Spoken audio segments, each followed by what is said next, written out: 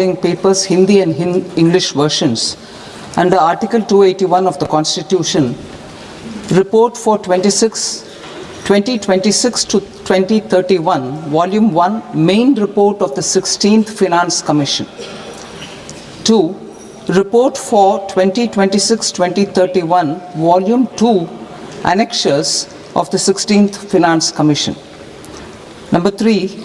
Explanatory memorandum as to the action taken on the recommendations contained in the above report. Item number 2, माननीय वित्त मंत्री Nirmala Sitharaman ji.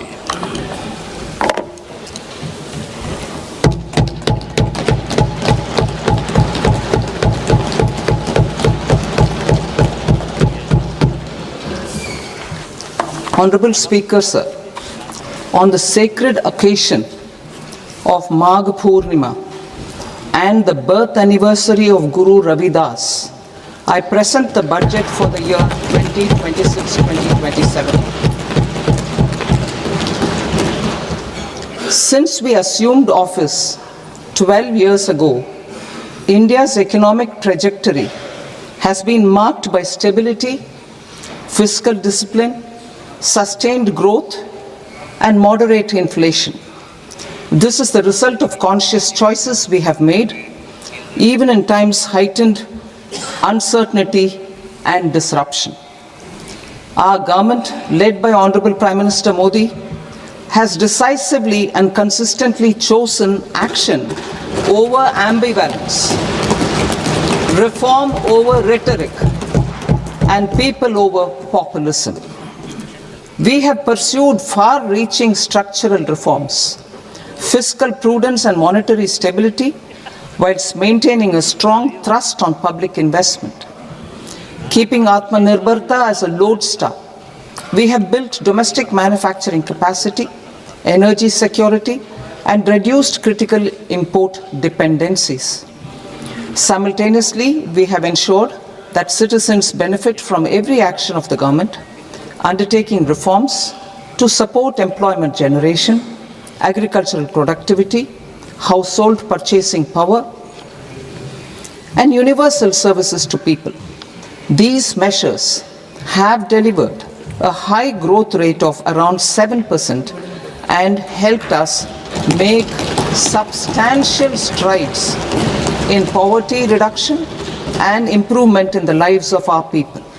Today, we face an external environment in which trade and multilateralism are imperiled and access to resources and supply chains are disrupted. New technologies are transforming production systems while sharply increasing demands on water, energy, and critical minerals. India will continue to take confident steps towards Vikasit Bharat, balancing ambition with inclusion. As a growing economy with expanding trade and capital needs, India must also remain deeply integrated with global markets, exporting more and attracting stable long-term investment. As I begin Part A, I want to express my gratitude to the people for standing firmly with us as we forge our way together towards becoming one of the largest economies of the world.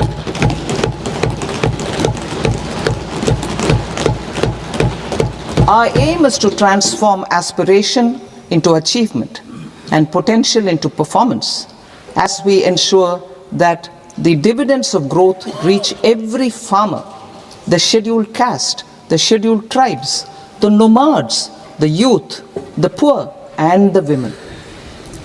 In Vikasit Bharat Young Leaders Dialogue 2026, several innovative ideas were shared with our Prime Minister, which have inspired many of the proposals, making this a unique Yuva Shakti-driven budget.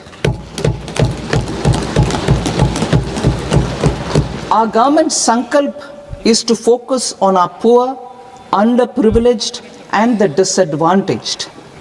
To deliver on this sankalp, and given that this is the first budget prepared in Kartavya Bhavan, शोषित और वंचितों पर ध्यान देना है। इस संकल्प को पूरा करने तथा यह देखते हुए कि कर्तव्य भवन में तैयार होने वाला यह बजट पहला बजट है, हम 3 कर्तव्यों से प्रेरित हैं।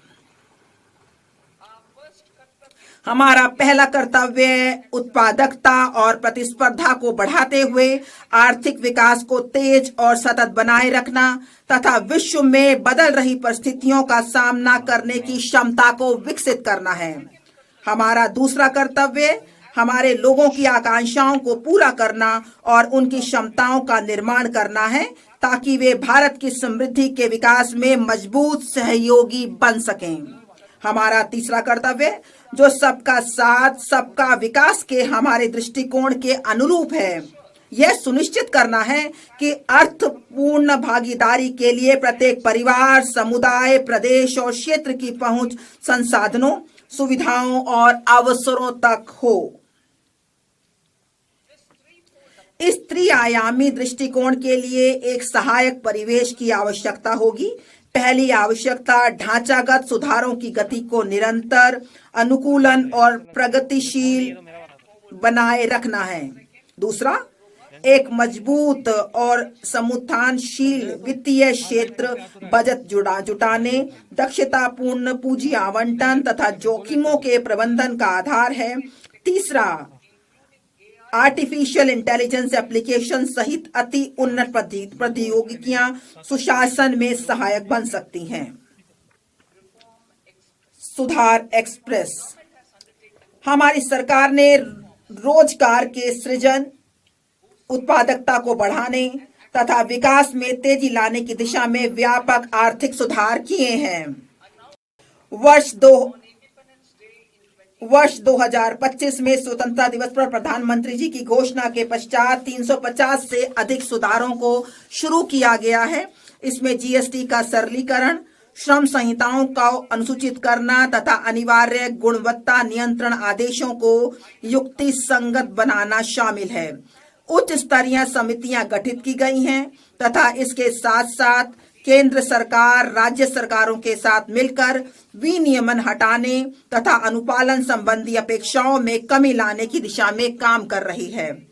सुधार एक्सप्रेस अपने मार्ग पर चल पड़ा है और यह हमारे कर्तव्य को पूरा करने में मदद के लिए अपनी गति बनाए रखेगा। अब मैं विशिष्ट प्रस्तावों की ओर बढ़ती हूँ। पहले कर्तव्य के तहत आर्थिक विकास में तेजी लाने और इसे बनाए रखने के लिए हमारे पहले कर्तव्य के अंतर्गत मैं 6 क्षेत्रों में पहलों का प्रस्ताव करती हूँ।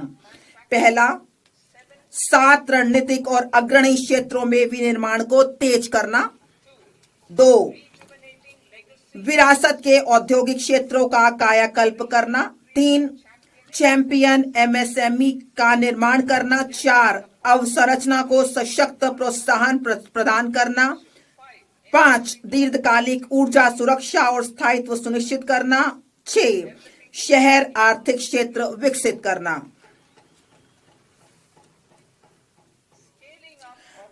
रणनीतिक और अग्रणी क्षेत्रों में निर्माण को तेज करना।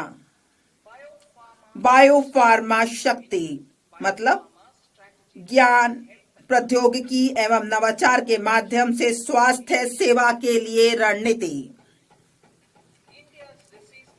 भारत का रोग बोझ गैर संक्रामक बीमारियों जैसे कि मधुमेह, कैंसर, ऑटोइम्यून डिसऑर्डर की ओर बढ़ते हुए देखा गया है। किफायती लागत पर गुणवत्ता के साथ दीर्घायु जीवन के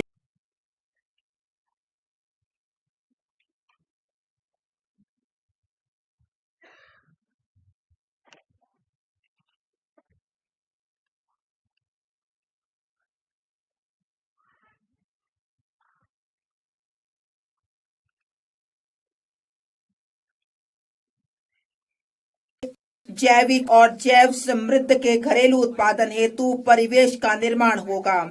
इस रणनीति में 3 नए राष्ट्रीय बायो फार्मास्यूटिकल शिक्षा एवं अनुसंधान संस्थानों जिसे NIPER और 7 मौजूदा संस्थानों के उन्नयन के साथ बायोफार्मा केंद्रित नेटवर्क शामिल किया जाएगा। इससे 1000 से अधिक मान्यता प्राप्त इंडिया क्लिनिकल ट्रायल साइटों का एक नेटवर्क तैयार होगा।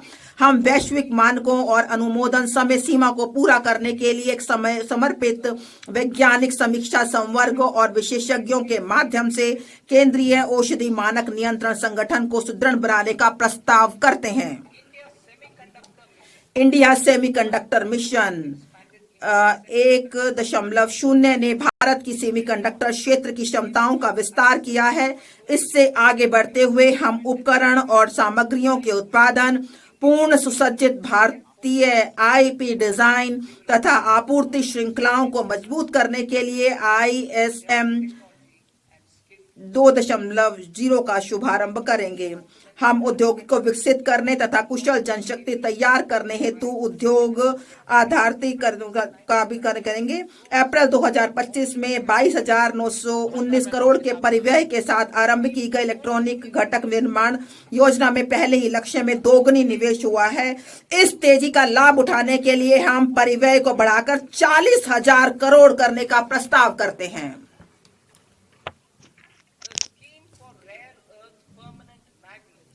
नवंबर 2025 में rare earth permanent magnet scheme आरंभ की गई थी। अब हम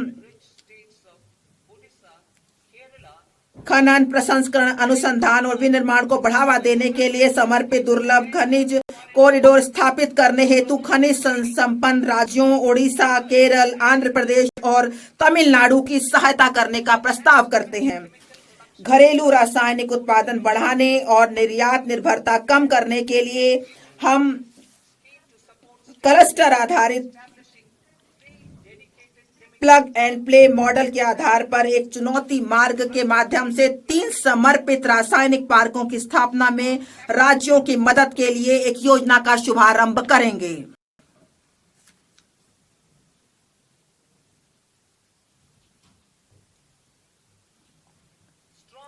मजबूत पूंजीगत वस्तु सामर्थ्य सभी देश क्षेत्रों में उत्पादकता और गुणवत्ता का निर्धारक है। इस क्षमता के निर्माण हेतु मैं निम्नलिखित का प्रस्ताव करती हूँ। CPSE द्वारा डिजिटल रूप में समर्पित ऑटोमेटेड सर्विस ब्यूरो के रूप में 2 स्थानों पर हाईटेक टूल रूम स्थापित किए जाएंगे, जो स्थानीय रूप से बड़े पैमाने और कम लागत पर उच्च परिशुद्धता वाले घटकों के डिजाइन, परीक्षण और विनिर्माण करेंगे। 2, उच्च मूल्य और तकनीकी रूप से उन्नत निर्माण एवं अवसंरचना उपकरण CIEE के घरेलू उत्पादन को मजबूत करने हेतु निर्माण एवं अवसंरचना उपकरण समृद्धि के लिए एक योजना आरंभ की जाएगी। ये बहुमंजिला इमारत में लिफ्ट, अग्निशमन उपकरण, बड़ी और छोटी से लेकर मेट्रो और ऊंचाई वाले स्थानों पर सड़कों के लिए सुरंग निर्माण संबंधी उपकरण हो सकते हैं। मैं 5 वर्ष की अवधि के लिए 10,000 करोड़ के बजटीय आवंटन के साथ वैश्विक प्रतिस्पर्धा कंटेनर विनिर्माण परिवेश तैयार करने हेतु एक कंटेनर निर्माण योजना का भी प्रस्ताव करती हूँ। श्रम गहन वस्त्र क्षेत्र के लिए मैं 5 उपभागों के साथ एकीकृत कार्यक्रम का प्रस्ताव करती हूँ। 1, रेशम, ऊन और जूट जैसे प्राकृतिक फाइबर, मानव निर्मित फाइबर और नए युग के फाइबरों में आत्मनिर्भरता हेतु राष्ट्रीय फाइबर योजना।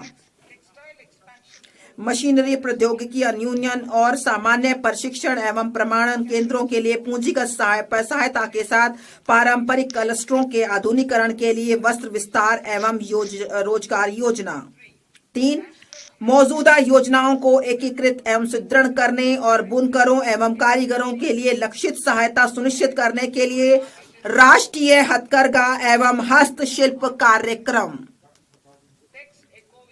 वैश्विक रूप से प्रतिस्पर्धी और धारणीय वस्त्र परिधानों को बढ़ावा देने के लिए टैक्स इको पहल। उद्योग जगत और शैक्षणिक संस्थानों के सहयोग से वस्त्र कौशल परिवेश के आधुनिकीकरण और उन्नयन के लिए समर्थ 2.0।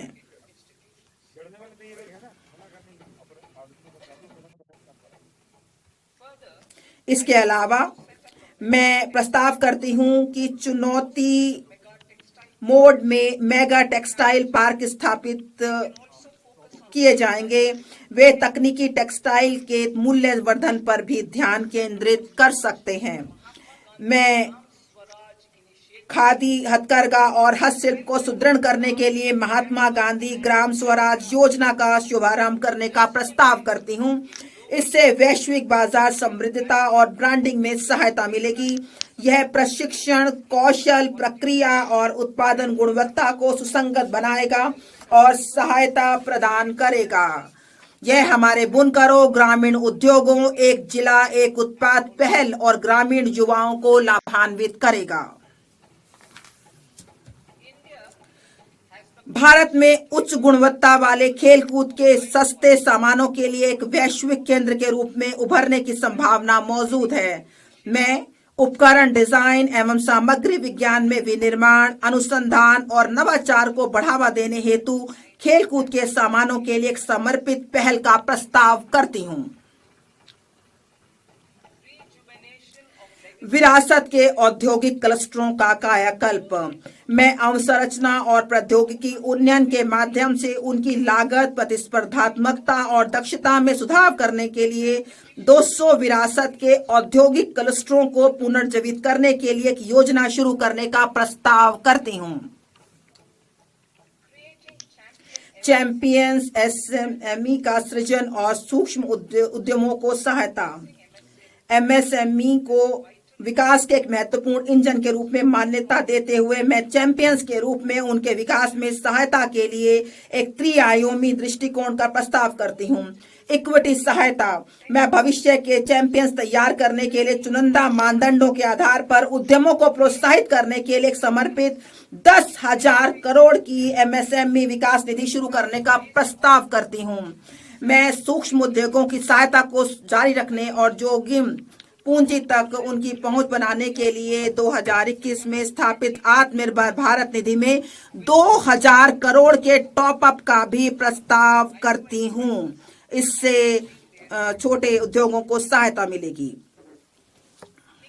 नकदी सहायता।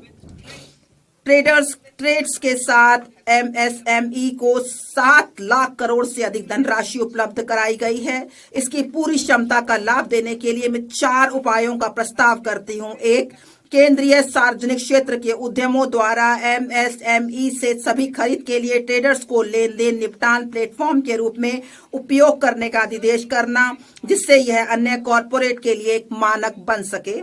2, ट्रेडर्स प्लेटफॉर्म पर बीजक छूट हेतु सीजीटीएमएसई के माध्यम से ऋण गारंटी सहायता तंत्र शुरू करना। 3, सस्ते और त्वरित वित्त पोषण को प्रोत्साहित करने के लिए एमएसएमई में सरकारी खरीद के बारे में वित्त प्रदाताओं के साथ सूचना साझा करने हेतु जेम को ट्रेडर्स को जोड़ना। 4, ट्रेड्स प्राप्तियों को आस्ती समर्पित प्रतिभूतियों के रूप में शुरू करना, जो एक द्वितीयक बाजार के रूप में सहायता करेगा और नकदी एवं लेन देन के निपटान को बढ़ाएगा। पेशेवर सहायता।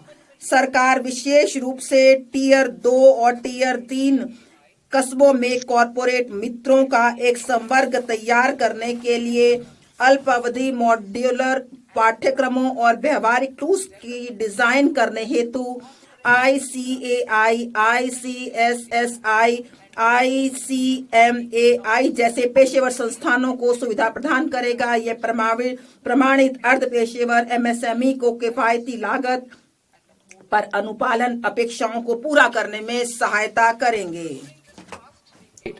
पिछले दशक में हमारे सरकार ने बहुत सारे कदम उठाए हुए हैं जन अवसंरचना के लिए, नए वित्तीय जिसमें बड़े पैमाने पर बढ़ाने के लिए कई पहलें की हैं। हम NIIF हम सार्वजनिक अवसंरचना को बड़े पर बढ़ाने के लिए कई पहलें की हैं। हम 5 लाख से अधिक आबादी वाले टियर 2, टियर 3 शहरों में अवसंरचना के विकास पर जोर देना जारी रखेंगे, जिन्हें विकास केंद्र बनाने के लिए विस्तारित किया गया है। सरकारी कैपेक्स वर्ष 2014-15 में 2 लाख करोड़ से कई गुना बढ़कर वित्त वर्ष 2025-26 में 11.2 लाख करोड़ हो गया है। वित्त वर्ष 2026-27 में मैं इस गति को जारी रखने हेतु इसे बढ़ाकर 12.2 लाख करोड़ करने का प्रस्ताव करती हूँ।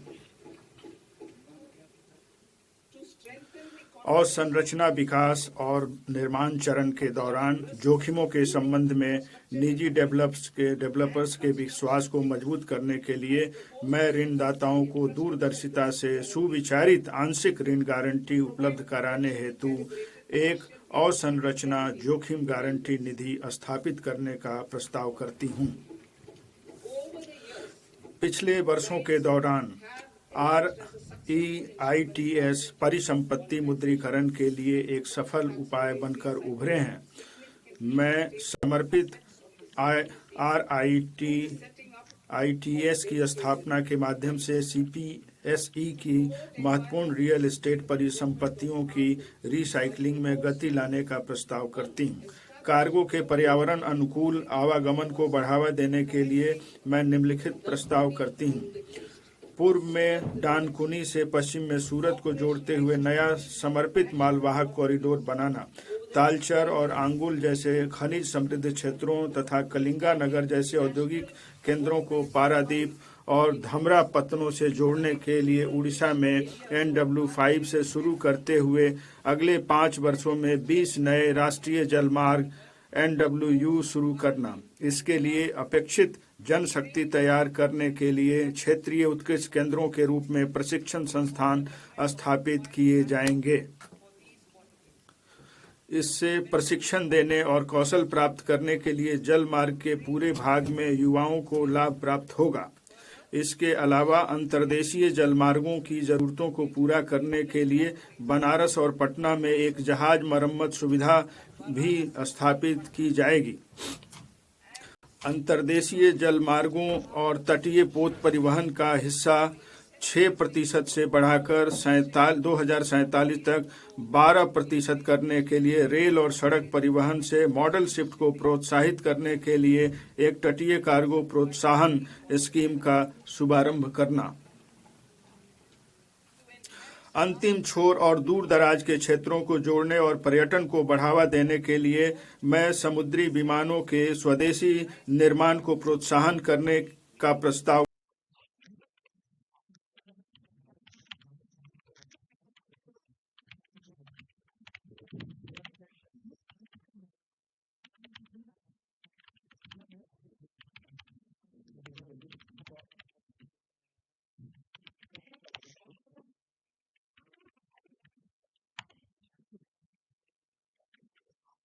सहित 5 औद्योगिक क्षेत्रों में अंतिम उपयोग अनुप्रयोगों में अधिक तैयारी का स्तर प्राप्त करेगा। अगले 5 वर्षों में 20,000 करोड़ के परिव्यय का प्रस्ताव किया गया है। शहरी आर्थिक शहर भारत के विकास, नवाचार और अवसरों के इंजन हैं। अब हम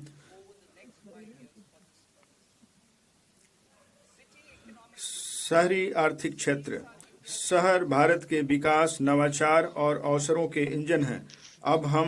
हम टीयर 2 और 3 शहरों तथा तीर्थ कस्बों पर भी ध्यान केंद्रित करेंगे जिन्हें आधुनिक अवसंरचना और बुनियादी सुविधाओं की आवश्यकता है। इस बजट का लक्ष्य उनके विशिष्ट विकास कारकों के आधार पर शहरी आर्थिक क्षेत्रों का मानचित्रण करके समूहों की आर्थिक शक्ति का उपयोग करने के लिए शहरों की क्षमता को और अधिक बढ़ाना है। सुधार सह परिणाम आधारित वित्त पोषण तंत्र से चुनौती मोड के माध्यम से उनकी योजनाओं को लागू करने के लिए 5 वर्षों में प्रति CER 5,000 करोड़ का आवंटन प्रस्तावित है। पर्यावरण से सतत यात्री प्रणालियों को बढ़ावा देने के लिए हम शहरों के बीच विकास संयोजक के रूप में 7 उच्च गति रेल कॉरिडोर अर्थात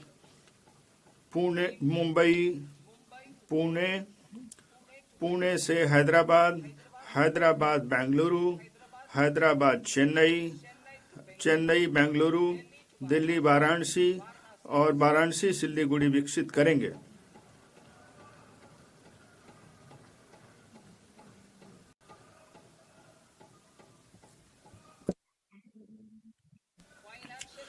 वित्तीय क्षेत्र मजबूत तुलन पत्र, लाभप्रदता में ऐतिहासिक उच्च स्तर पर परिसंपत्तियों की बेहतर गुणवत्ता और देश के 98% से अधिक गांवों में कवरेज आज भारतीय बैंकिंग क्षेत्र की प्रमुख विशेषताएं हैं।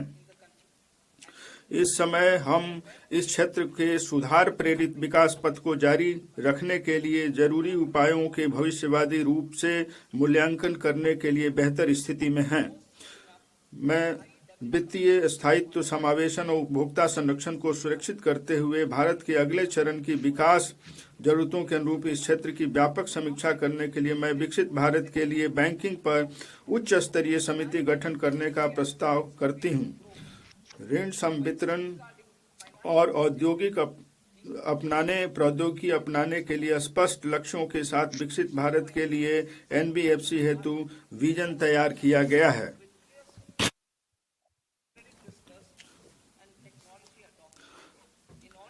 सार्वजनिक क्षेत्र के NBFC में उच्च स्तर प्राप्त करने और दक्षता में सुधार के उद्देश्य से प्रथम कदम के रूप में विद्युत वित्त निगम और ग्रामीण विद्युतीकरण निगम के पुनर्गठन का प्रस्ताव किया जाता है। मैं भारत की विकासोन्मुखी आर्थिक प्राथमिकताओं के अनुरूप विदेशी निवेश के लिए अधिक समकालीन उपयोगकर्ता अनुकूल ढांचा तैयार करने के लिए विदेशी मुद्रा प्रबंधन गृह ऋण लिखित नियमावली की व्यापक समीक्षा का प्रस्ताव करती हूँ। कॉर्पोरेट बॉन्ड बाजार मैं एक ऐसे बाजार निर्माण की संरचना पेश करने का प्रस्ताव करती हूं जहां कॉर्पोरेट बॉन्ड क्षेत्र में निधियों और व्युत्पन्नों के लिए पर्याप्त अवसर हों। मैं कॉर्पोरेट बॉन्डों पर पूर्ण रिटर्न स्वैप शुरू करने का भी प्रस्ताव करती हूं। म्युनिसिपल बॉन्ड बड़े शहरों द्वारा आर्थिक मूल्य के म्युनिसिपल बॉन्ड जारी करने को बढ़ावा देने के लिए मैं 1000 करोड़ से अधिक का एकल बॉन्ड जारी करने के लिए 100 करोड़ के प्रोत्साहन का प्रस्ताव करती हूं। अमृत के अंतर्गत वर्तमान योजना जो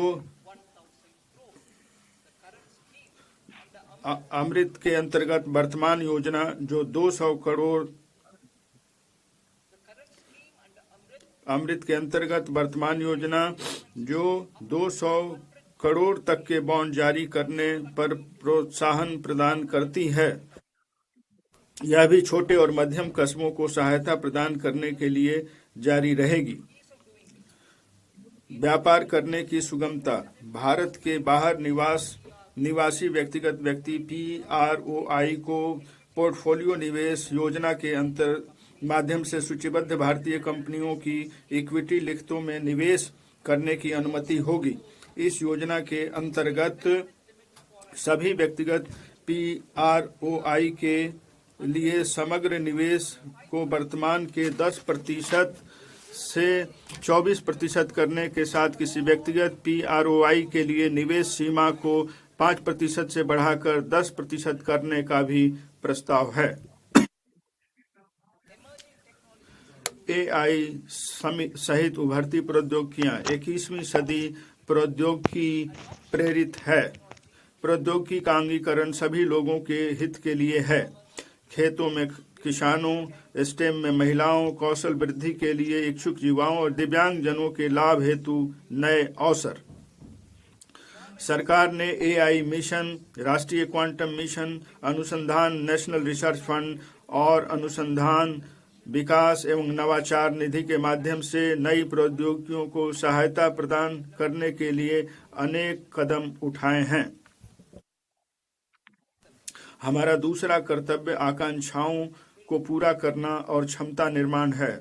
हमारी सरकार के एक दशक से सतत और सुधार उन्मुखी प्रयासों के माध्यम से लगभग 25 करोड़ लोग विभिन्न स्तरों पर व्याप्त गरीबी से ऊपर उठ गए हैं।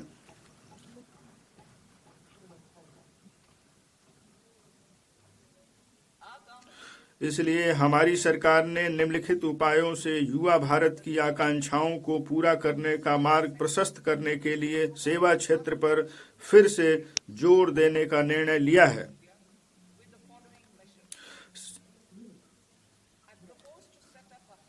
मैं विकसित भारत के मुख्य संचालक के रूप में सेवा क्षेत्र पर ध्यान केंद्रित करने के लिए उपायों की सिफारिश करने हेतु एक उच्च स्तरीय उच्चाधिकार प्राप्त शिक्षा से रोजगार एवं उद्यम स्थायी समिति के गठन का प्रस्ताव करती हूँ। यह हमें वर्ष 2047 तक 10% की वैश्विक हिस्सेदारी के साथ सेवा क्षेत्र में वैश्विक अग्रणी बनाएगा। यह समिति विकास, रोजगार और निर्यातों के लिए संभावनाओं को बढ़ाने के लिए क्षेत्रों को प्राथमिकता देगी। वे नौकरी और कौशल आवश्यकताओं पर AI सहित उभरती प्रौद्योगिकियों का प्रभाव का भी आकलन करेंगे और उसके लिए उपायों का प्रस्ताव करेंगे। विकसित भारत के लिए पेशेवरों को तैयार करना।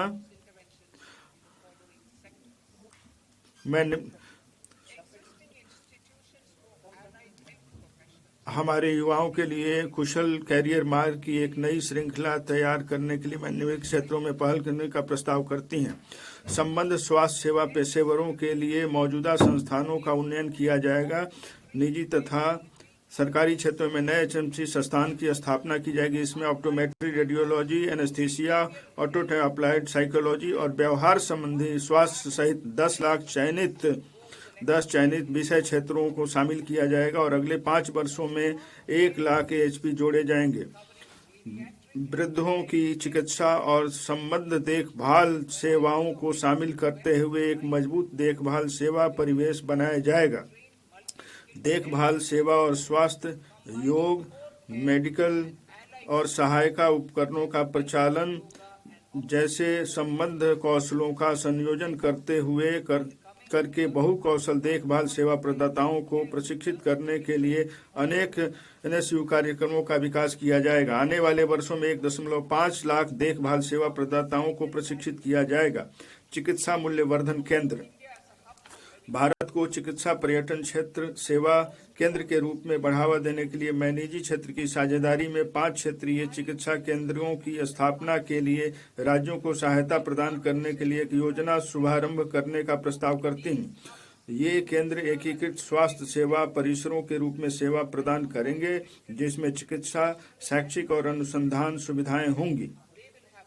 इसमें नैदानिक बाद के देखभाल और पुनर्वास के लिए आयुष केंद्र, चिकित्सा मूल्य पर्यटन सुविधा केंद्र होंगे। ये केंद्र डॉक्टरों और AHP सहित स्वास्थ्य सेवा पेशेवरों को विविध कार्य अवसर प्रदान करेंगे।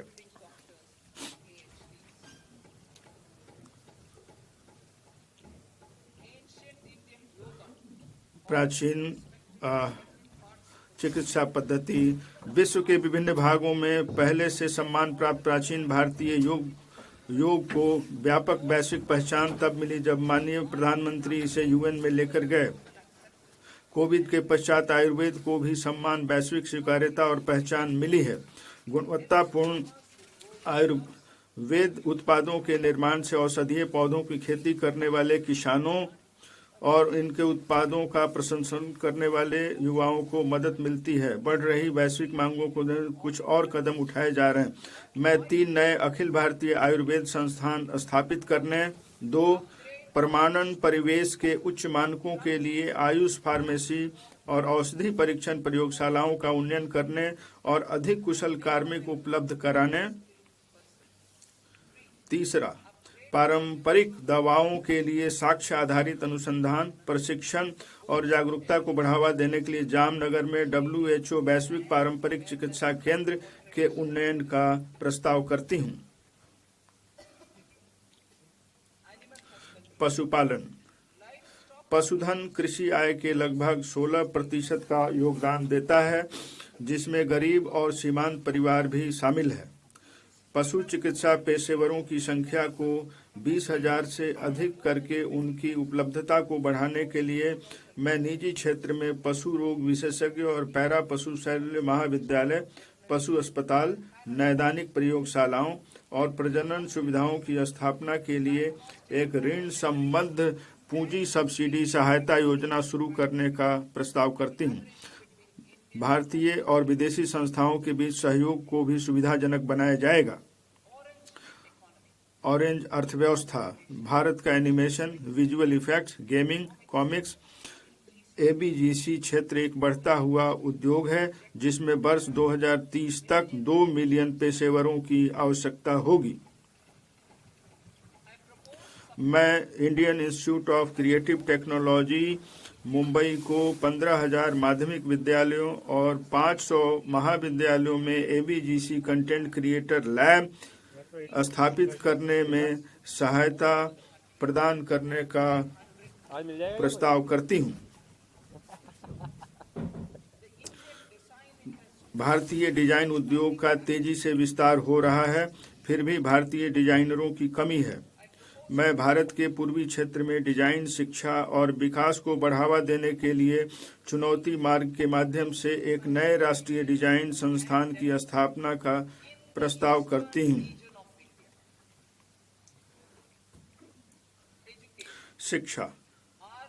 हमारी सरकार बड़े औद्योगिक और लॉजिस्टिक कॉरिडोर के आसपास चुनौती मार्ग के माध्यम से 5 विश्वविद्यालय टाउनशिप का निर्माण करने में राज्यों को सहायता प्रदान करेगी। इन योजनाबद्ध शैक्षणिक जोन में कई विश्वविद्यालय, महाविद्यालय, अनुसंधान संस्थान, कौशल केंद्र और आवासीय परिसर होंगे। उच्चतर शिक्षा स्टेम संस्थानों में अध्ययन तथा प्रयोगशाला कार्य हेतु लगने वाला अधिक समय छात्राओं के लिए कुछ चुनौतियां पेश करती हैं। वीजीएफ पूंजीगत सहायता के माध्यम से प्रत्येक जिले में एक महिला छात्रावास की स्थापना की जाएगी।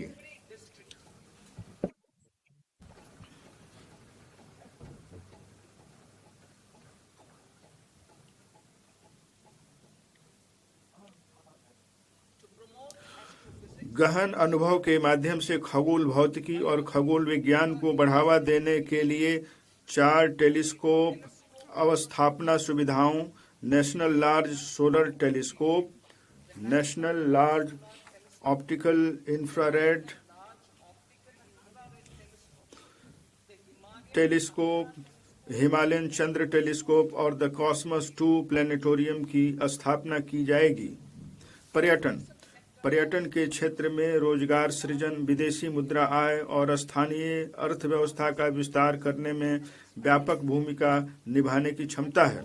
मैं मौजूदा राष्ट्रीय होटल प्रबंधन और कैटरिंग प्रौद्योगिकी परिषद का उन्नयन करते हुए राष्ट्रीय आतिथ्य संस्थान की स्थापना का प्रस्ताव करती हूँ। यह शैक्षणिक संस्थानों, उद्योग और सरकार के बीच सेतु के रूप में कार्य करेगा। मैं भारतीय प्रबंधन संस्थान के सहयोग से मानकीकृत हाइब्रिड मोड में 12 सप्ताह के उच्च गुणवत्ता प्रशिक्षण पाठ्यक्रम के माध्यम से 20 प्रसिद्ध पर्यटन स्थलों में 10,000 गाइडों के कौशल उन्नयन हेतु प्रायोगिक योजना का भी प्रस्ताव करती हूँ।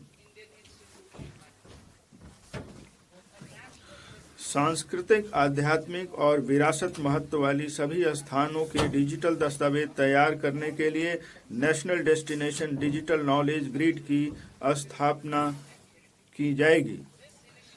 यह पहल स्थानीय अनुसंधानकर्ताओं, इतिहासकारों, कंटेंट क्रिएटर्स और प्रौद्योगिकी भागीदारों के लिए रोजगार के नए परिवेश का सृजन करेगा। भारत के पास विश्व स्तरीय ट्रैकिंग और हाइकिंग का अनुभव प्रदान करने के लिए क्षमता तथा संभावनाएं हैं। हम निम्नलिखित के लिए सतत परिवेश तंत्र विकसित करेंगे। हिमाचल प्रदेश, उत्तराखंड और जम्मू एवं कश्मीर, साथ में पूर्वी घाट में अराकू घाटी और पश्चिमी घाट में पोदिगई मलाई में माउंटेन ट्रेल, ओडिशा, कर्नाटक और केरल के तटीय क्षेत्रों में प्रमुख आश्रय स्थलों के पास टर्टल ट्रेल्स और आंध्र प्रदेश और तमिलनाडु में पुलिकट झील के किनारे बर्ड वाचिंग ट्रेल्स।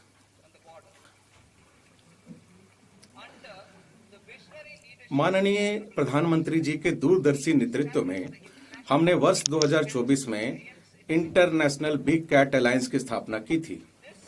इस वर्ष भारत प्रथम ग्लोबल बिग कैट शिखर सम्मेलन की मेजबानी कर रहा है, जिसमें 95 सदस्य देशों के सरकारों के प्रमुख और मंत्री संरक्षण की सामूहिक रणनीतियों पर चर्चा करेंगे।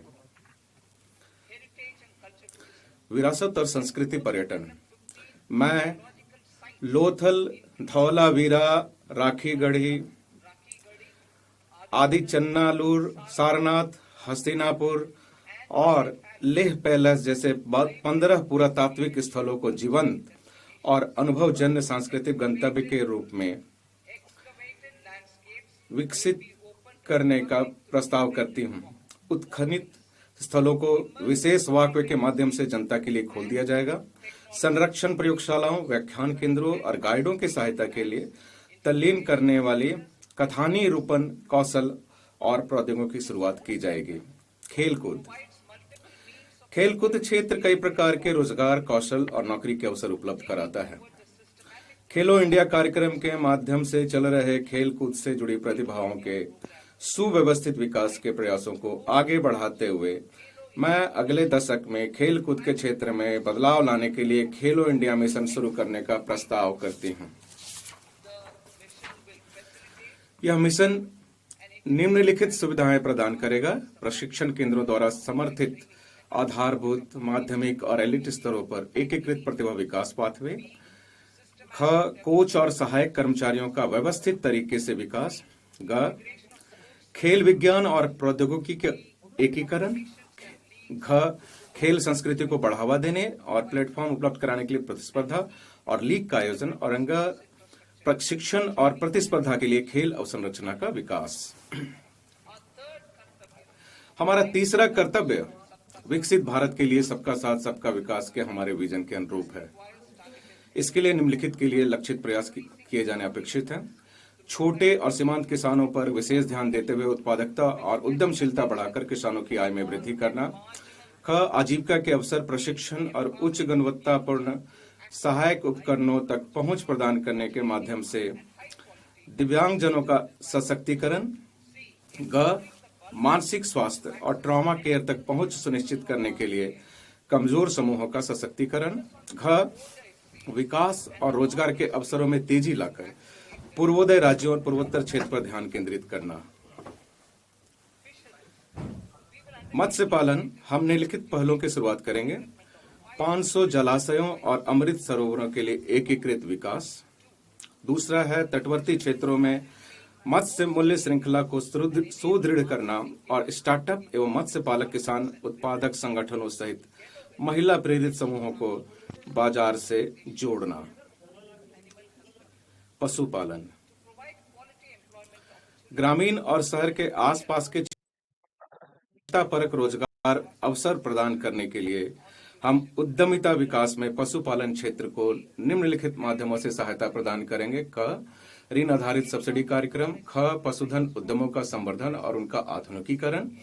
ग, पशुधन, डेयरी और मुर्गी पालन के लिए एकीकृत संकेंद्रित मूल्य श्रृंखला का सृजन।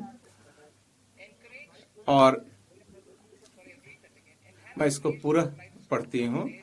पशुधन उद्यमों का संवर्धन और उनका आधुनिकीकरण। पशुधन, डेयरी और मुर्गी पालन के लिए एकीकृत संकेंद्रित मूल्य श्रृंखला का सृजन। और घ, पशुधन किसान उत्पादक संगठनों को प्रोत्साहित करना।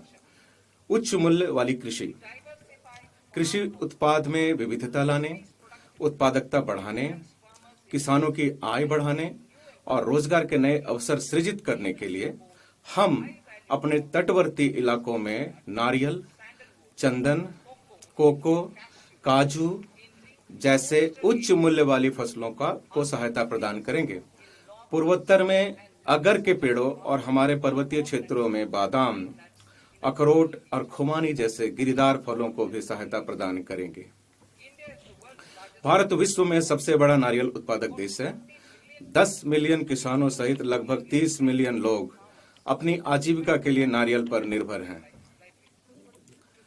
नारियल उत्पादन में प्रतिस्पर्धा बढ़ाने के लिए मैं नारियल संवर्धन योजना का प्रस्ताव रखती हूं, ताकि विभिन्न पहलों के माध्यम से उत्पादन और उत्पादकता को बढ़ाया जा सके, जिसमें नारियल उगाने वाले प्रमुख राज्यों में पुराने और गैर उत्पादक नारियल के पेड़ों के स्थान पर नए सैपलिंग, पौधे, किस्में लगाना शामिल है। भारत को कच्चे काजू और कोको उत्पादन तथा प्रसंस्करण में आत्मनिर्भर बनाने और निर्यात प्रतिस्पर्धा में वृद्धि करने तथा वर्ष 2030 तक भारतीय काजू और भारतीय कोको को प्रीमियम वैश्विक ब्रांड के रूप में बदलने के लिए भारतीय काजू और कोको के लिए समर्पित कार्यक्रम का प्रस्ताव किया जाता है। चंदन की लकड़ी भारत की सामाजिक और सांस्कृतिक विरासत से घनिष्ठता से जुड़ी हुई है। भारतीय चंदन लकड़ी के परितंत्र की गरिमा को पुनर्स्थापित करने हेतु इसके विशेष रूप से उत्पादन और कटाई उपरांत प्रसंस्करण को प्रोत्साहित करने के लिए हमारी सरकार राज्य सरकारों के साथ मिलकर काम करेगी। पुराने कम उपज वाले फलों उद्यानों के संरक्षण और पर्वतीय क्षेत्रों में अखरोट, बादाम और खुमानी के अधिक पैदावार को बढ़ाने के लिए एक समर्पित कार्यक्रम के माध्यम से किसानों की आय बढ़ाने और युवाओं को शामिल करके मूल्य वर्धन करने के लिए सहायता प्रदान की जाएगी। भारत विस्तार कृषि संसाधनों तक पहुंच के लिए आगामी एकीकृत प्रणाली। मैं भारत विस्तार का प्रस्ताव करती हूं, जो एक बहुभाषीय एआई टूल है और जिसे एआई प्रणाली सहित कृषि संबंधी प्रणालियों के लिए ICAR पैकेज सहित एग्री स्टैक पोर्टल के रूप में एकीकृत किया गया है। इससे कृषि उत्पादकता में वृद्धि होगी, किसानों को उचित निर्णय लेने में सक्षम बनाएगा और अनुकूल परामर्शी सहायता प्रदान करते हुए जोखिम को कम करेगा। ग्रामीण महिला प्रेरित उद्यमों के लिए शी मार्ट लखपति दीदी कार्यक्रम की सफलता से आगे बढ़ते हुए मैं महिलाओं को ऋण आधारित आजीविका से उद्यमों का स्वामी बनाने के लिए अगला कदम उठाने में मदद करने का प्रस्ताव करती हूं। संवर्धित और नवाचार वित्त पोषित लिखतों के माध्यम से क्लस्टर स्तरीय संघों के भीतर सामुदायिक स्वामित्व वाले खुदरा आउटलेट के रूप में स्व सहायता उद्यम शी मार्ट स्थापित किए जाएंगे। दिव्यांगजन सशक्तिकरण, दिव्यांगजन कौशल योजना, IT, ABGC क्षेत्र, आतिथ्य और खाद्य एवं पेय क्षेत्र कार्य उन्मुखी तथा प्रक्रिया आधारित भूमिका प्रदान करते हैं, जो दिव्यांगजनों के लिए उपयुक्त है। हम प्रत्येक दिव्यांग समूहों के लिए उद्योग संगत और अनुकूल विशिष्ट प्रशिक्षण के माध्यम से सम्मानजनक आजीविका के अवसर सुनिश्चित करेंगे। दिव्यांग सहारा योजना सभी पात्र दिव्यांगजनों के लिए उच्च गुणवत्ता वाले सहायक उपकरणों तक समय से पहुंच एक मूलभूत आवश्यकता है। मैं पहला सहायक उपकरणों का उत्पादन बढ़ाने, अनुसंधान और विकास तथा AI एकीकरण में निवेश के लिए भारतीय कृत्रिम अंग निर्माण निगम ALIMCO को सहायता उपलब्ध कराने, दूसरा PM दिव्यासा केंद्रों को मजबूत करने और आधुनिक रिटेल स्टाइल केंद्रों के रूप में सहायक प्रौद्योगिकी मार्ट की स्थापना में सहायता का प्रस्ताव करती हूं, जहां दिव्यांगजन और वरिष्ठ नागरिक सहायक उत्पादों को देख, परख और खरीद सकें। मानसिक स्वास्थ्य और ट्रॉमा केयर के लिए हमारी वचनबद्धता की पुनः पुष्टि। उत्तर भारत में मानसिक स्वास्थ्य के लिए कोई राष्ट्रीय संस्थान नहीं है, इसलिए हम निमहांस 2 की स्थापना करेंगे और रांची तथा तेजपुर में राष्ट्रीय मानसिक स्वास्थ्य संस्थानों का क्षेत्रीय शीर्ष संस्थानों के रूप में उन्नयन भी करेंगे। आपातकालीन स्थिति में परिवारों, विशेष रूप से गरीब और कमजोर लोगों को अप्रत्याशित व्यय का सामना करना पड़ता है। हम 50% जिला अस्पतालों में आपातकालीन और ट्रॉमा केयर केंद्रों की स्थापना करके इन क्षमताओं को सुदृढ़ करेंगे और उन्हें बढ़ाएंगे।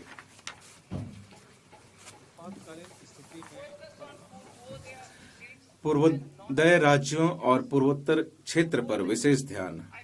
पूर्वोदय, मैं दुर्गापुर में बेहतर संपर्क लोड के साथ एकीकृत पूर्वी तट औद्योगिक कॉरिडोर के विकास, 5 पूर्वोदय राज्यों में 5 पर्यटन स्थलों के निर्माण और 4000 ई बसों के प्रावधान का प्रस्ताव करती हूं।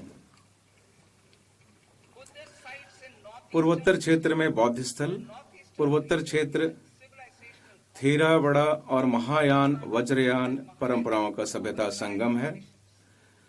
मैं अरुणाचल प्रदेश, सिक्किम, असम, मणिपुर, मिजोरम और त्रिपुरा में बौद्ध सर्किट के विकास हेतु एक योजना शुरू करने का प्रस्ताव करती हूं।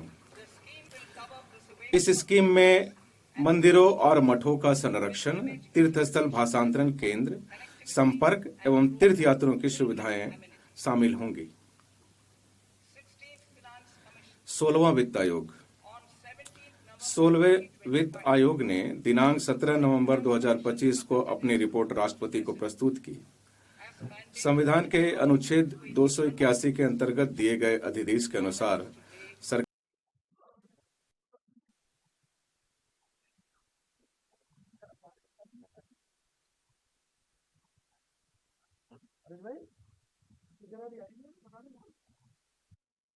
की शुरुआत के साथ आप उसकी अनुमति देंगे। मैं उम्मीद करती हूँ सरकार ने 41% की दर पर अंतरण के ऊर्ध्व हिस्से को बनाए रखने संबंधी आयोग की सिफारिश को स्वीकार कर लिया है।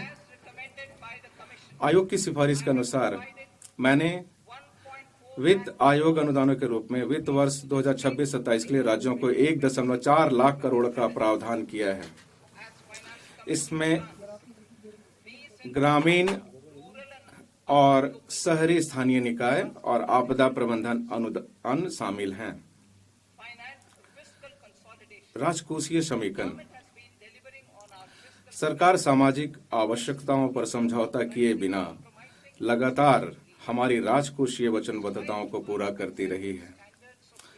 राजकोषीय प्रबंधन के स्वीकार्य मानकों को पूरा करने के लिए बजट 2025-26 में मैंने संकेत दिया था कि केंद्र सरकार वर्ष 2030-31 तक 50 में, जिसमें ±1% के ऋण से जीडीपी अनुपात तक पहुंचने का लक्ष्य रखेगी।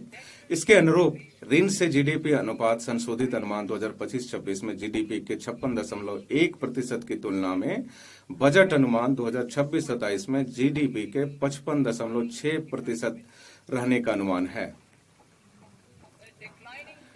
गिरता हुआ ऋण से जीडीपी अनुपात धीरे धीरे ब्याज भुगतान पर व्यय को कम करके प्राथमिक क्षेत्र के व्यय के लिए संसाधनों को मुक्त करेगा।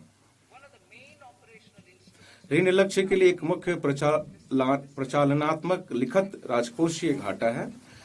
मैं इस गरिमामय सदन को हर्ष के साथ यह सूचित करती हूं कि मैंने 2025-26 तक जीडीपी के 4.5% से नीचे राजकोषीय घाटे को कम करने के लिए वित्त वर्ष 2021-22 में की गई अपनी वचनबद्धता को पूरा किया है। संशोधित अनुमान 2025-26 में 3% of the GDP.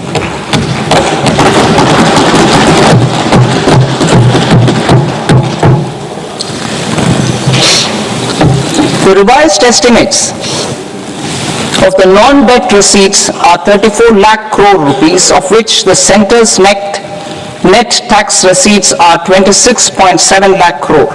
The revised estimate of the total expenditure is 49.6 lakh crore rupees, of which the capital expenditure is about 11 lakh crores.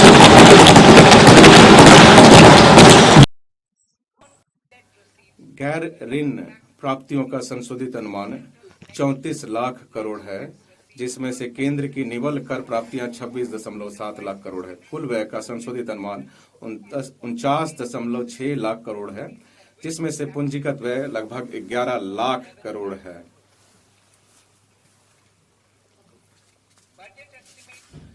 Budget अनुमान 2026-27।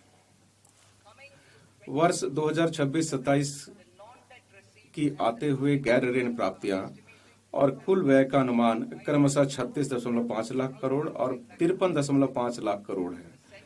केंद्र की निवल कर प्राप्तियां का अनुमान 28.7 लाख करोड़ है। राजकोषीय घाटे के वित्त पोषण हेतु दिनांकित प्रतिभूतियों से निवल बाजार उधारी का अनुमान 11.7 लाख करोड़ है। शेष वित्त पोषण छोटी बचतों और अन्य स्रोतों से आने की संभावना है। सकल बाजार उधारी का अनुमान 17.2 लाख करोड़ है। अब मैं भाग ख की ओर बढ़ती हूं। भाग ख, प्रत्यक्ष कर।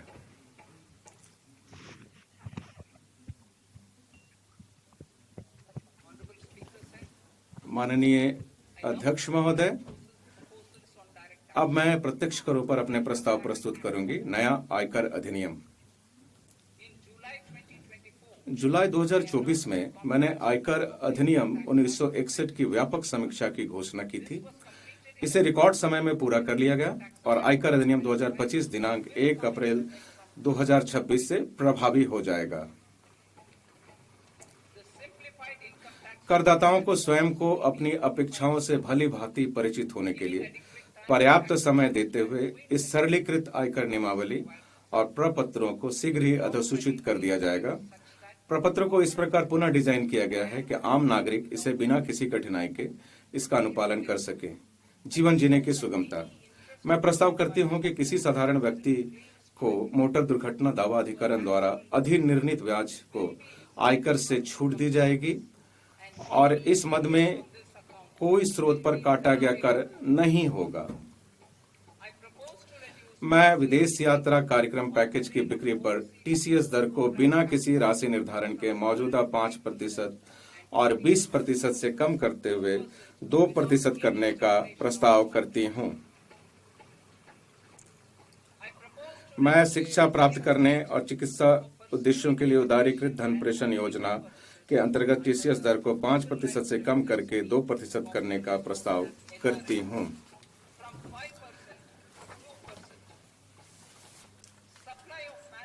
कार्यबल सेवाओं की आपूर्ति को टीडीएस के प्रयोजनार्थ विशिष्ट रूप से संविदाकारों को भुगतान के दायरे में लाने का प्रस्ताव है ताकि अस्पष्टता से बचा जा सके। इस प्रकार इन सेवाओं पर टीडीएस की दर 1% अथवा 2% मात्र होगी। मैं छोटे करदाताओं के लिए एक योजना का प्रस्ताव करती हूं जिसमें नियम आधारित स्वचालित प्रक्रिया से कर निर्धारण अधिकारी के समक्ष आवेदन दाखिल करने के स्थल पर कम अथवा शून्य कटौती प्रमाण पत्र प्राप्त करना संभव हो सकेगा। अलग अलग कंपनियों में प्रतिभूतियां धारित करने वाले करदाताओं की सुविधा के लिए मैं प्रस्ताव करती हूं कि डिपॉजिटरी निवेशक से प्रपत्र 15(6) अथवा प्रपत्र 15(j) स्वीकार करें तथा इसे सीधे विभिन्न संगत कंपनियों को उपलब्ध करा दें। मैं एक सांकेतिक शुल्क के भुगतान पर विवरणियों को संशोधित करने के लिए उपलब्ध समय को 31 दिसंबर से 31 मार्च तक बढ़ाने का प्रस्ताव करती हूं। मैं कर विवरणियों को दाखिल करने के लिए अलग अलग समय सीमा रखने का प्रस्ताव भी करती हूं। ITR 1 और ITR 2 विवरणियों वाले व्यक्तियों द्वारा इसे 31 जुलाई तक दाखिल करना जारी रहेगा और गैर लेखा परीक्षा व्यापार मामलों या न्यासों को 31 अगस्त तक समय की अनुमति देने के लिए प्रस्ताव किया जाता है। किसी अनिवासी द्वारा अचल संपत्ति की बिक्री पर टीडीएस की कटौती किए जाने और टैन की आवश्यकता के बजाय निवासी क्रेता के पैन आधारित चालान के माध्यम से जमा किए जाने का प्रस्ताव है।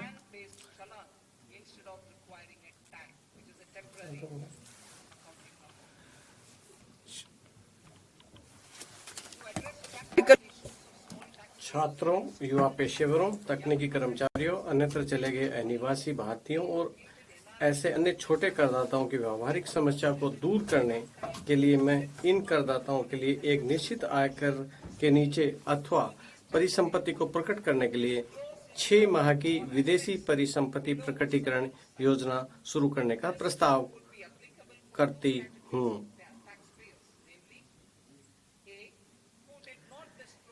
ये योजना करदाताओं की 2 श्रेणियों पर लागू होगा। नामतः जिन्होंने अपनी विदेशी आय पर या परिसंपत्ति प्रकट नहीं की, और दूसरा जिन्होंने अपनी विदेशी आय प्रकट की है और या देय कर का भुगतान किया है किंतु अपेक्षित परिसंपत्ति की घोषणा नहीं कर सके हैं।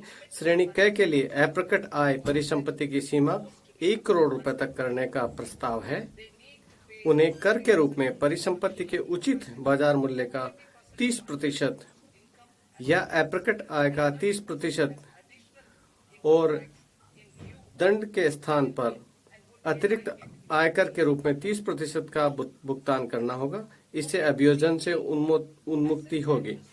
श्रेणी ख के लिए परिसंपत्ति मूल्य 5 करोड़ तक करने का प्रस्ताव है। इसमें 1 लाख रुपए के भुगतान पर दंड और अभियोजन दोनों से उन्मुक्ति होगी। दंड और अभियोजन को युक्तिसंगत बनाना। कार्यवाहियों की विविधता व्यापार की सुगमता में बाधा डालती है। मैं दोनों के लिए एक सामान्य आदेश के माध्यम से कर निर्धारण और दंड कार्यवाहियों को एकीकृत करने का प्रस्ताव करती हूँ।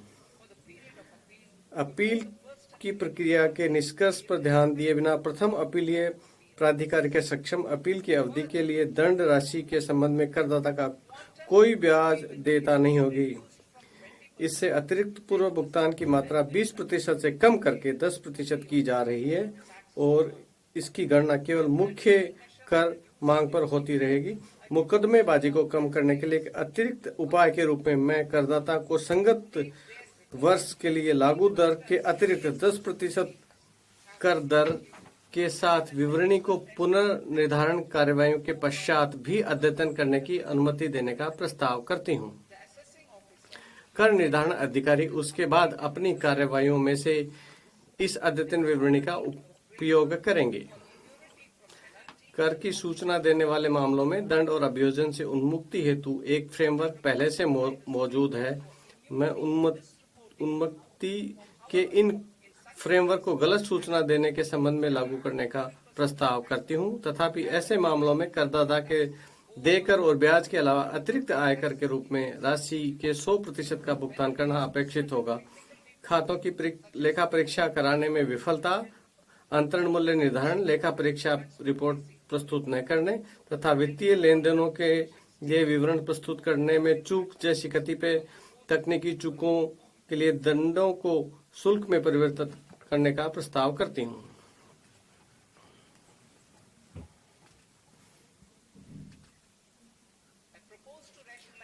मैं कुछ गंभीर अपराधों की रोकथाम के संबंध में सावधानी पूर्वक संतुलन बनाते हुए आयकर अधिनियम के अंतर्गत अभियोजन ढांचे को युक्ति संगत बनाने का प्रस्ताव करती हूँ।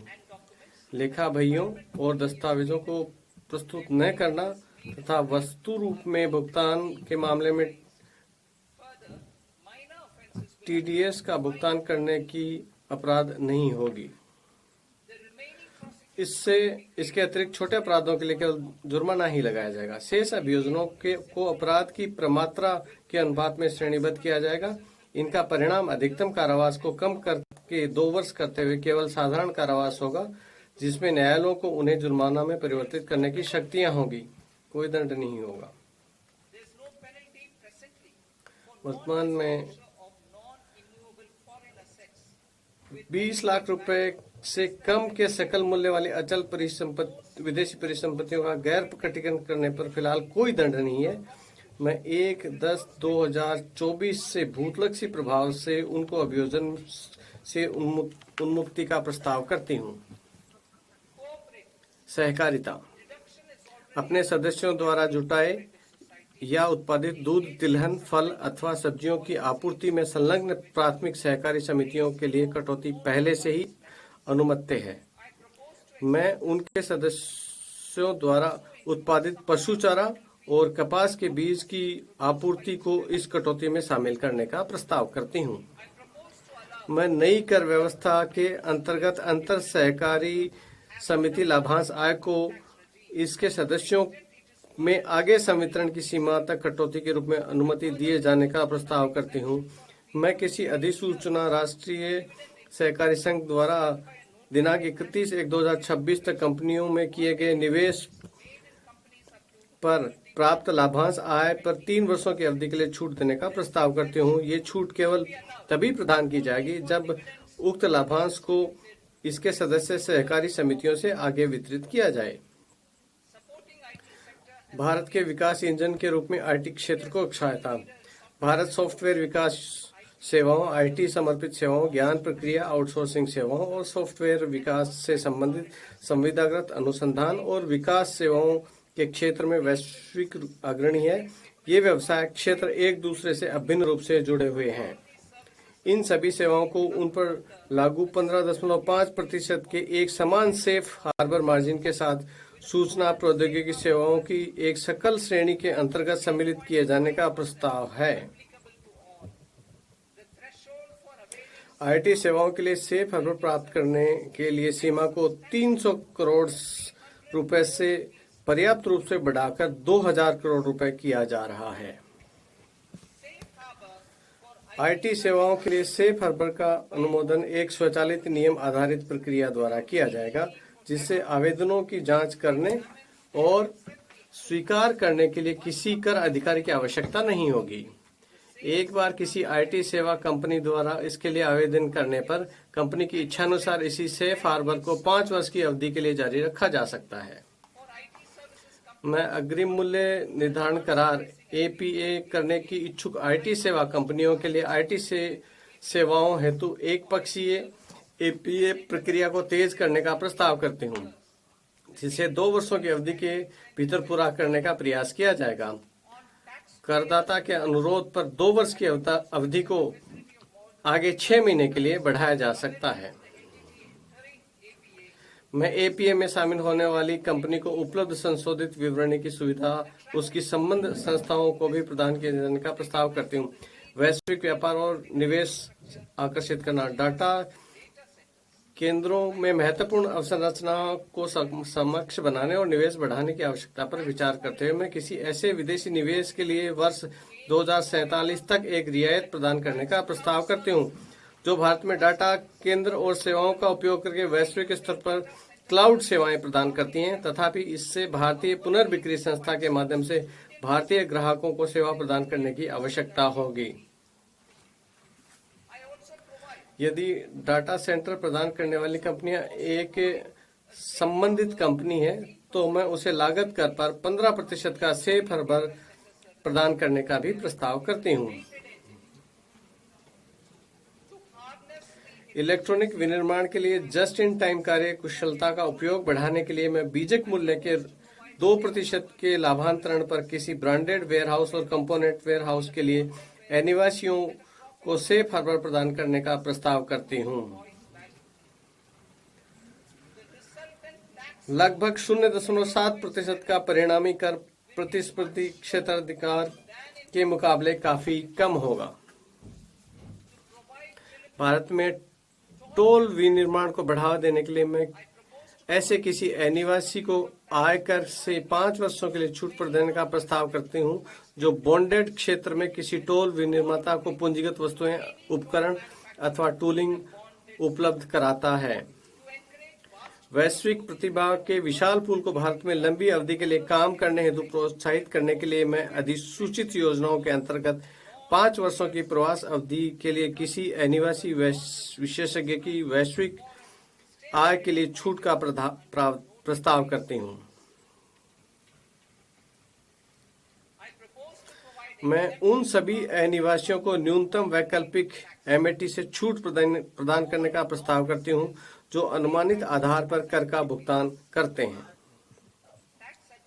कर प्रशासन पे मैं भारतीय लेखांकन मानक में ही आय परिकलन और प्रकटन मानकों के लिए अपेक्षाएं शामिल करने हेतु कॉर्पोरेट कार्य मंत्रालय और केंद्रीय प्रत्यक्ष कर बोर्ड की एक संयुक्त समिति के गठन का प्रस्ताव करती हूँ। कर वर्ष 2027-28 को आईसीडीएस पर आधारित पृथक लेखांकन अपेक्षाओं को समाप्त कर दिया जाएगा। माननीय प्रधानमंत्री जी के स्वदेशी लेखांकन एवं परामर्शी प्रतिष्ठानों के वैश्विक अग्रणी बनने के विजन को साकार करने के लिए मैं सेफ हार्बर नियमावली के प्रयोजनार्थ लेखाकार की परिभाषा को तर्कसंगत बनाने का प्रस्ताव करती हूँ। अन्य कर प्रस्ताव बायबैक के कराधान में परिवर्तन को इसलिए लाया गया कि प्रवर्तकों द्वारा बायबैक रूट का अनुचित उपयोग रोका जा सके। अल्पसंख्यक शेयरधारकों के हित में सभी प्रकार के शेयरधारकों के लिए बायबैक का पूंजीगत लाभ के रूप में कर लगाने का प्रस्ताव करती हूँ। तथापि कर विमोचन के दुरुपयोग को हतोत्साहित करने के लिए प्रवर्तक अतिरिक्त बायबैक कर का भुगतान करेंगे। इससे कॉरपोरेट प्रवर्तकों के लिए प्रभावी कराधान 22% होगा, गैर कॉरपोरेट प्रवर्तकों के लिए ये कर 30% होगा।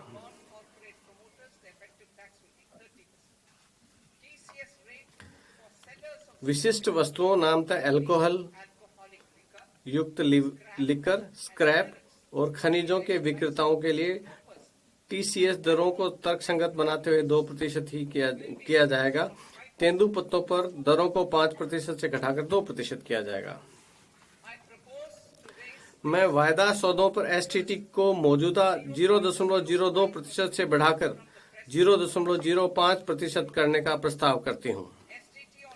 ऑप्शन प्रीमियम और ऑप्शन कार्यकलाप दोनों पर एसटीटी को मौजूदा क्रम से 0.1% और 0.125% से बढ़ाकर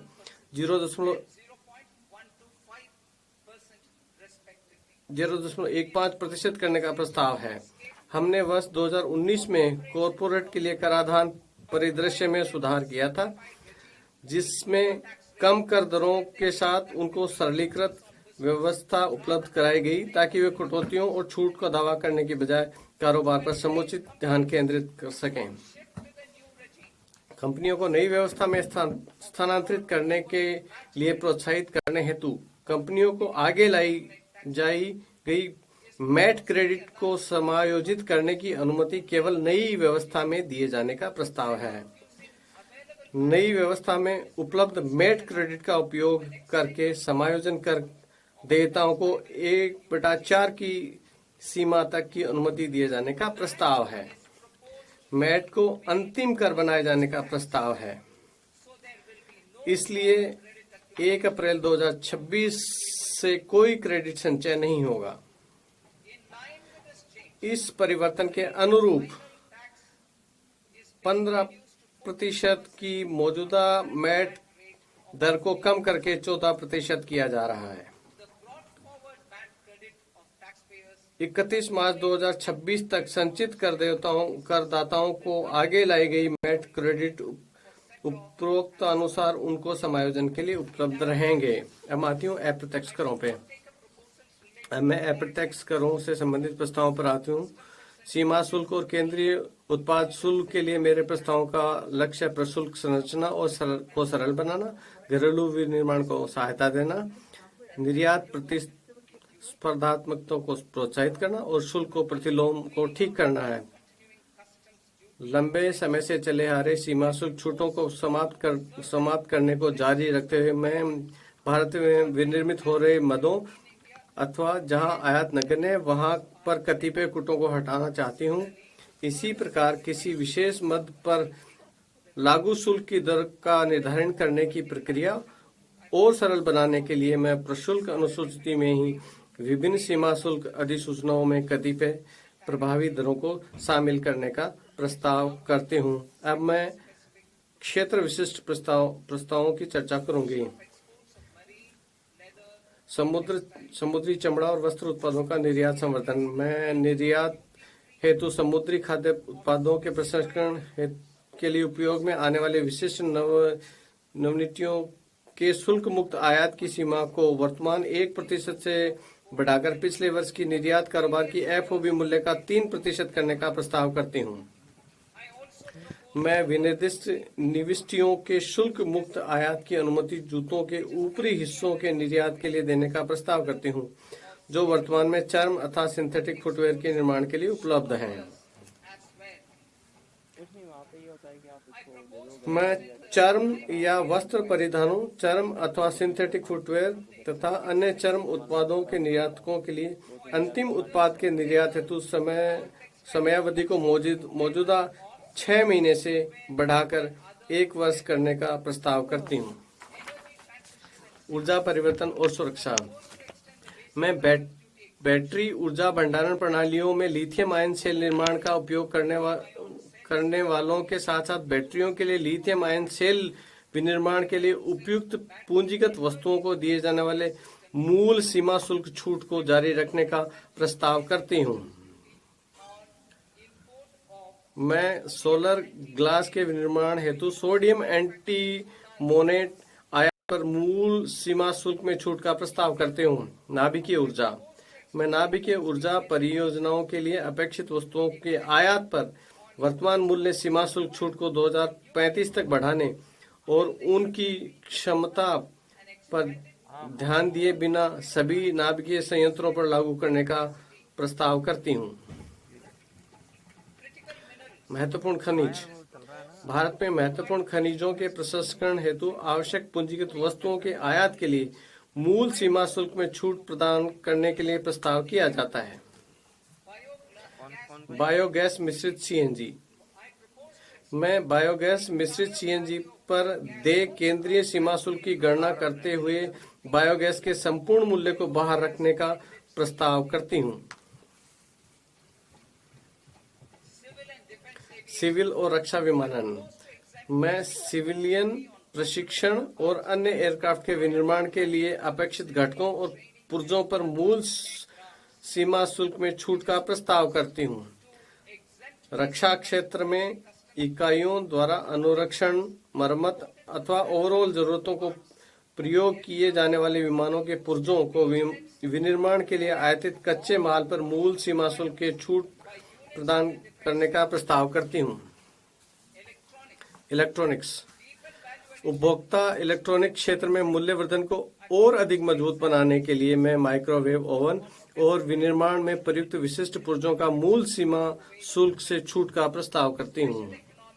विशेष आर्थिक क्षेत्र, विश्व व्यापार विघटन के कारण विशेष आर्थिक क्षेत्रों में विनिर्माण इकाइयों द्वारा क्षमताओं के उपयोग के बारे में उभरती चिंताओं का समाधान करने के लिए मैं विशेष एक बारगी उपाय के रूप में सेज में पात्र विनिर्माण इकाइयों द्वारा रियायती शुल्क दरों पर घरेलू प्रशुल्क क्षेत्र को बिक्री की सुविधा प्रदान करने का प्रस्ताव करती हूँ। इसे इस तरीके से अपनाया जाएगा कि उनका मुख्य जोर निर्यात पर रहे। डीटीए में कार्यरत इकाइयों के लिए समान अवसर सुनिश्चित करते हुए इन उपायों को प्रचलात्मक बनाने के लिए आवश्यक विनियामक संशोधन किए जाएंगे। जीवन जीने की सुगमता, निजी उपयोग के लिए आयातित वस्तुओं हेतु सीमा शुल्क संरचना को युक्तिसंगत बनाने के लिए मैं निजी उपयोग के लिए आयातित सभी शुल्क योग्य वस्तुओं पर प्रशुल्क दर को 20% से कम करते हुए 10% करने का प्रस्ताव करती हूँ। रोगियों, विशेष रूप से कैंसर से पीड़ित रोगियों को राहत देने के लिए मैं 17 औषधियों अथवा दवाओं पर मूल सीमा शुल्क में छूट का प्रस्ताव करती हूँ। मैं उनके उपचार में प्रयुक्त औषधियों, दवाओं और विशेष चिकित्सा प्रयोजन खाद्य के निजी आयातों पर आयात शुल्क से छूट देने के लिए परियोजना 7 अतिरिक्त असाधारण रोगों को जोड़ने का प्रस्ताव करते हूँ। सीमा शुल्क प्रक्रिया, विकसित भारत और हमारी महत्वाकांक्षाओं के अनुरूप वैश्विक व्यापार में भारत की भूमिका और हिस्से में व्यापक वृद्धि होने वाली है। मैं इस संबंध में सीमा शुल्क प्रक्रियाओं के लिए कई उपयोगों का प्रस्ताव करती हूँ ताकि वस्तुओं के सुगम और त्वरित संचालन तथा व्यापार में अधिक निश्चितता के लिए कम से कम हस्तक्षेप हो। विश्वास आधारित प्रणालियां, मैं टीयर 2 और टीयर 3 प्राधिकृत आर्थिक प्रचालकों, जिन्हें एईओ कहा जाता है, के लिए शुल्क स्थगन अवधि को 15 दिन से बढ़कर 30 दिन का करने का प्रस्ताव करती हूँ। मैं पात्र विनिर्माताओं, आयातकों को समान शुल्क स्थगन सुविधा उपलब्ध कराने का प्रस्ताव करती हूँ। इससे उन्हें नियत समय पर पूर्ण टीयर 3 एईओ के रूप में अपना प्रत्यायन प्राप्त करने के लिए प्रोत्साहन मिलेगा। अधिक निश्चितता और बेहतर व्यवसाय आयोजना उपलब्ध कराने हेतु मैं सीमा शुल्कों पर बाध्यकारी अग्रिम नियम की वैधता अवधि को वर्तमान 3 वर्ष से बढ़ाकर 5 वर्ष करने का प्रस्ताव करती हूँ।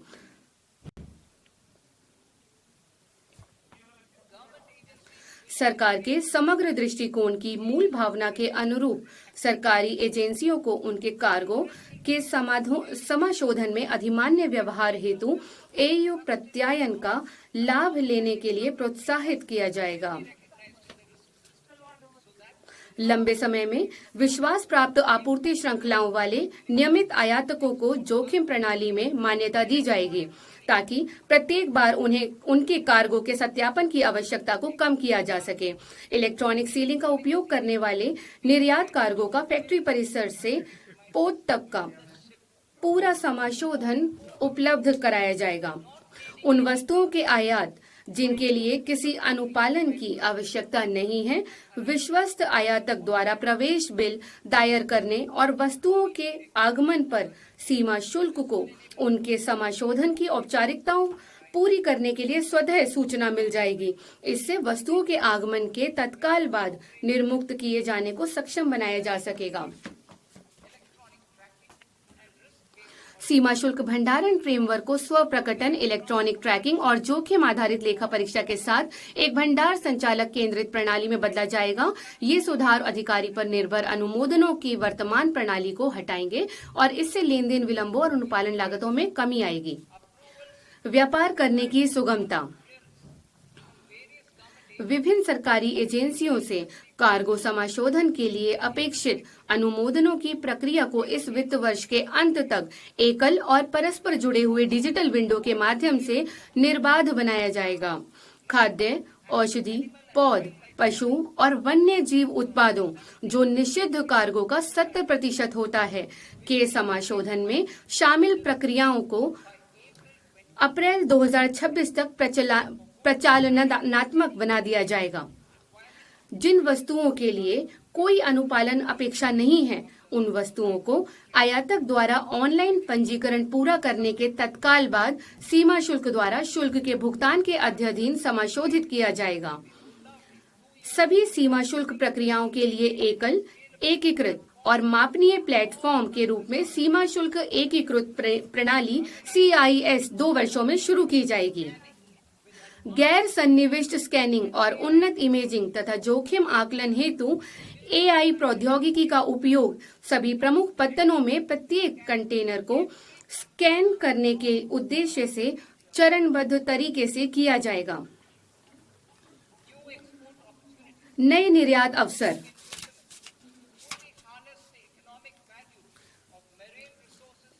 हमारे क्षेत्रीय जल क्षेत्र के बाहर समुद्री संसाधनों के आर्थिक मूल्य का पूर्ण रूप से दोहन करने के लिए भारतीय मछुआरों की सहायता के लिए निम्नलिखित उपाय किए जाएंगे।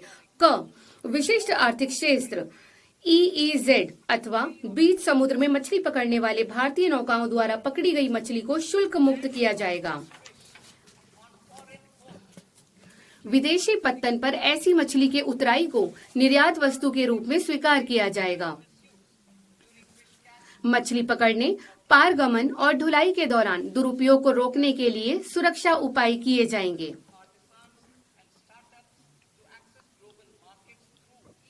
ई-कॉमर्स के माध्यम से वैश्विक बाजारों में पहुंच के लिए भारत के छोटे व्यवसायों, कारीगरों और स्टार्टअप की आकांक्षाओं को सहायता प्रदान करने के लिए कुरियर निर्यातों पर प्रति खेप 10 लाख रुपए की वर्तमान मूल्य सीमा को पूरी तरह हटाने की घोषणा करते हुए मुझे हर्ष हो रहा है। इसके अलावा ऐसी खेपों की पहचान के लिए प्रौद्योगिकी के प्रभावी उपयोग से अस्वीकृत और वापस लौटाई गई खेपों के प्रबंध में सुधार किया जाएगा। जीवन जीने की सुगमता। यात्रियों की वास्तविक चिंताओं का समाधान करने के लिए मैं अंतर्राष्ट्रीय यात्रा के दौरान सामान निकासी को शासित करने वाले प्रावधानों के संशोधन का प्रस्ताव करती हूं।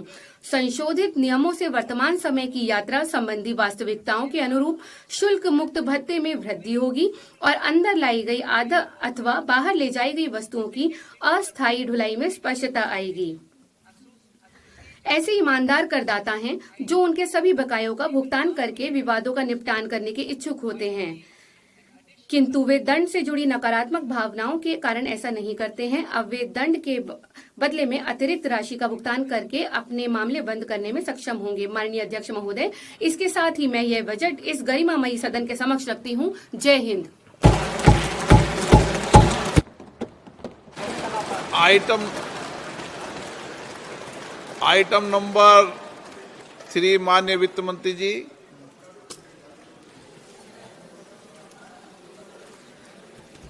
Item number 2, sir. 3। Sir, with your permission, I rise to lay on the table of the आपकी अनुमति से सदन के पटल पर मैं अनुच्छेद 3 जो कि एक FRBM विधेयक से संबंधित है, जिसमें मध्य अवधि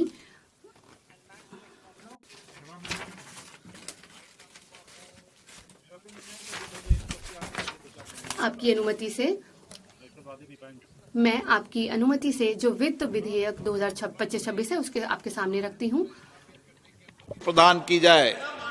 जो सदस्य इस पक्ष में हाँ गए, जो सदस्य विरोध में ना गए, मेरे विचार में निर्णय हाँ वालों के पक्ष में हाँ वालों के पक्ष में अनुमति प्रदान की जाती है। माननीय मंत्री जी, अब विधेयक पूरे स्थापित करें।